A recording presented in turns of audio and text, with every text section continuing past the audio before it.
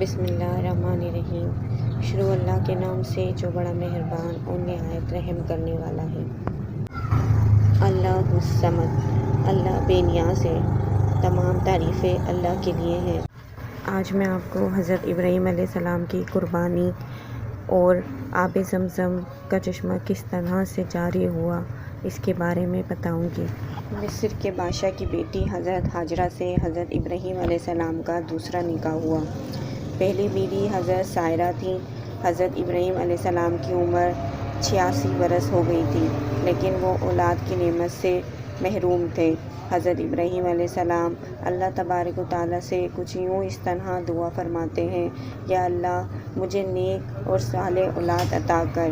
یہ دعا اللہ کی بارگاہ میں قبول ہوئی اور آپ کی دوسری بیوی حضرت ہاجرہ کے بطن سے آپ کو حضرت اسماعیل علیہ السلام کی پیدائش کی خوشخبری سنا دی گئی۔ حضرت سائرہ حضرت ابراہیم علیہ السلام کی پہلی بیوی تھیں، اس لیے حضرت ہاجرہ کے بطن سے حضرت اسماعیل کی پیدائش کی خبر ان پر شاگ گزری، اور انہوں نے حضرت ابراہیم علیہ السلام سے کہا کہ حضرت ہاجرہ اور ان کے بیٹے حضرت اسماعیل علیہ السلام کو ان کی نظروں سے دور کر دیں، یہ لوگ میری نگاہ کے سامنے نہ رہیں۔ حضرت ابراہیم علیہ السلام کو یہ بات بہت ناگوار گزری، لیکن جب بارگاہ الہی سے حکم ہوا، جبرائیل علیہ السلام آئے اور کہا جیسا کہہ رہی ہیں ویسا کرو، لے جاؤ۔ حضرت ابراہیم علیہ السلام نے کہا کہاں لے جاؤں، کہاں لے کے جاؤں؟ جبرائیل علیہ السلام نے کہا جہاں ہم کہیں۔ کائنات کی زندگی میں پہلی دفعہ حضرت جبرائیل علیہ السلام انسانی شکل میں اونٹ پر آئے۔ آگے جبرائیل علیہ السلام اور پیچھے حضرت ابراہیم علیہ السلام حضرت ہاجرہ اور حضرت اسماعیل کو لے کر چلتے گئے۔ جب مکہ کی وادی میں پہنچے، جہاں نہ انسان، نہ درخت، نہ پانی، نہ کوئی سایہ، نہ غذا، بس ایک نشیب وادی جس کے چاروں طرف پہاڑی پہاڑ تھے، ان پہاڑوں کے درمیان ایک نشیب آیا۔ حضرت جبرائیل علیہ السلام نے کہا یہاں اپنے بیوی اور بچے کو اتار دیں اور چلے جائیں۔ حضرت ابراہیم علیہ السلام نے کہا یہاں کیسے چھوڑ دوں؟ یہاں تو نہ کوئی انسان ہے، نہ اسباب زندگی ہے، نہ پانی ہے، یہاں کیسے چھوڑ دوں؟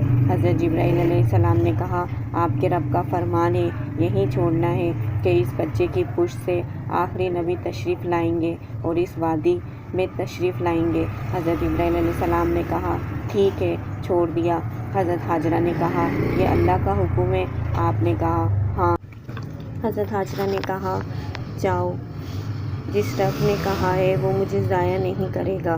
ایک مشکیزہ پانی اور ایک تھیلی کھجور کے سوا کچھ نہ تھا۔ حضرت جبرائیل علیہ السلام چلتے چلتے پہاڑ کی چوٹی کے نیچے اترے تو آپ فوراً اونٹ سے نیچے اترے اور ہاتھ اوپر کر کے اللہ کے حضور دعا کرنے لگے: اے اللہ، تیرے حکم سے یہاں چھوڑ دیا ہے تو ان کو روزی عطا فرما، ان کی حفاظت فرما۔ حضرت ہاجرہ چند روز تک مشکیزے سے پانی پیتی رہیں اور کھجوروں سے گزارا کرتی رہیں، اور حضرت اسماعیل علیہ السلام کو دودھ پلاتی رہیں۔ جب پانی اور کھجوریں ختم ہو گئیں تو وہ پریشان ہو گئیں، کیونکہ وہ خود بھوکی تھی تو دودھ بھی نہیں اترتا تھا، اور بچے نے بھوک اور پیاس سے رونا شروع کر دیا۔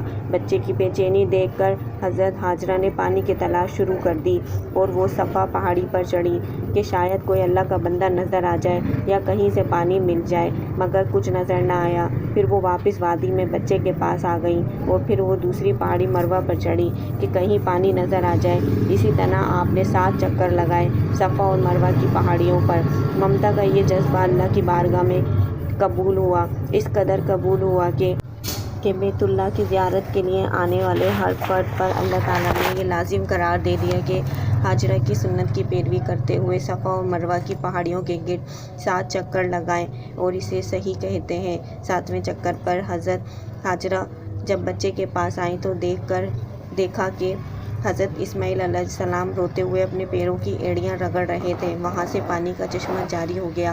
آپ یہ دیکھ کر بے حد خوش ہوئیں اور اللہ کا شکر ادا کیا اور کہا زمزم زمزم رک جا، یہ وہی آب زمزم کا چشمہ ہے جو آج تک جاری ہے، اور اس پانی میں اللہ نے اپنے مخلوق کی شفا رکھی ہے۔ حضرت ہاجرہ نے بچے کو بھی پانی پلایا اور خود بھی پانی پیا۔ اور اللہ کا شکر ادا کیا۔ اس وقت اللہ تعالیٰ کی طرف سے ایک فرشتہ نازل ہوا اور اس نے وحی سنائی، اے ہاجرہ آپ خوف زدہ نہ ہو اور نہ ہی غمگین ہو، کیونکہ اللہ تعالیٰ آپ کو اور آپ کے بچے کو نہیں ہونے دے گا، کیونکہ یہ اللہ کا گھر یعنی مقام بیت اللہ ہے جسے اس بچے اور اس کے باپ نے مل کر تعمیر کرنا ہے۔ کچھ عرصے بعد بنو جرار نامی ایک قبیلہ پانی کی فراوانی دیکھ کر حضرت ہاجرہ کی اجازت سے یہاں آباد ہو گیا۔ حضرت اسماعیل علیہ السلام کا بچپن اسی قبیلے کے افرادوں کے درمیان گزرا۔ ابھی حضرت اسماعیل علیہ السلام بچے ہی تھے کہ حضرت ابراہیم علیہ السلام نے خواب میں دیکھا کہ حضرت ابراہیم علیہ السلام اپنے لخت جگر کو اللہ کی راہ میں قربان کر رہے ہیں اور مسلسل 3 راتوں تک ایک ہی خواب دیکھا، لہٰذا آپ کو یہ یقین ہو گیا کہ یہ خواب یقیناً اللہ کی طرف سے ہے، اور آپ نے اس خواب کی تعمیر کرنے کا ارادہ فرمایا اور اپنا یہ خواب اپنے بیٹے حضرت اسماعیل علیہ السلام کو سنایا، اور پھر حضرت اسماعیل علیہ السلام سے پوچھا، میرے بیٹے میں تجھے اپنے خواب کے پیش نظر اللہ کی راہ میں قربان کرنا چاہتا ہوں، بتا تیری رضا کیا ہے؟ اس پر حضرت اسماعیل علیہ السلام نے انتہائی تأمل کے ساتھ فرمایا، بابا جان آپ اللہ کے نبی ہیں اور آپ اللہ کے برگزیدہ بندوں میں سے ایک ہیں، اور آپ بے فکر ہو جائیں، اللہ کے حکم کی تعمیر کریں، انشاءاللہ آپ مجھے انتہائی صبر والا پائیں گے۔ چنانچہ یہ دونوں باپ اور بیٹے اللہ کے حکم کی تعمیر کرنے کے لیے نکل کھڑے ہوئے۔ روایت میں آتا ہے کہ ابلیس نے انہیں ناکام بنانے کے لیے کئی طریقے اپنائے۔ سب سے پہلے وہ حضرت بی بی ہاجرہ کے پاس پہنچا اور انہیں بتایا کہ حضرت ابراہیم علیہ السلام اپنے بیٹے کو اللہ کی راہ میں قربان کرنے چل پڑے ہیں۔ اس پر حضرت بی بی ہاجرہ نے فرمایا، اسماعیل ہماری اکلوتی اولاد ہے اور اگر یہ اللہ کی طرف سے حکم ہے تو میں اس پر راضی ہوں۔ ابلیس کو جب یہاں سارے وار بیکار ثابت ہوتے ہوئے نظر آئے تو اس نے حضرت ابراہیم علیہ السلام کو اکسانے کا ارادہ کیا اور ان کے دل میں باپ کی شفقت کو ابھارنے لگا اور کہا کہ اے ابراہیم، اسماعیل آپ کی اکلوتی اولاد ہیں، آپ عمر رسیدہ ہیں، انہی سے آپ کی نسل ہے، یہ آپ کیا کرنے جا رہے ہیں؟ اس پر حضرت ابراہیم علیہ السلام نے جواب دیا، مجھے میرا بیٹا اللہ نے دیا ہے اور یہ میرے پاس اللہ کی امانت ہے، میں اللہ کے حکم پر راضی ہوں، وہ جیسے چاہے حکم دے، ہم اس پر تابع اور فرما بردار ہیں۔ آپ کے جواب سن کر ابلیس کو سخت مایوسی ہوئی، لیکن اس نے آپ کو بہکانے کی کوشش جاری رکھی، یہاں تک کہ اس نے حضرت اسماعیل علیہ السلام کو بھی بہکانے کی ناکام کوشش کی، لیکن وہ بھی اپنے مقصد پر ڈٹے رہے۔ حضرت اسماعیل علیہ السلام نے فرمایا، میں اپنے رب کی رضا میں راضی ہوں، میرے رب نے میرے بابا کو براہ راست میری قربانی کا حکم خواب میں دیا ہے اور انبیاء اکرام کے خواب سچے ہوتے ہیں۔ کہا جاتا ہے کہ ابلیس نے انہیں 3 مرتبہ قربان گاہ جانے کی راہ میں حائل ہونے کی کوشش کی اور تینوں مرتبہ حضرت ابراہیم علیہ السلام اور حضرت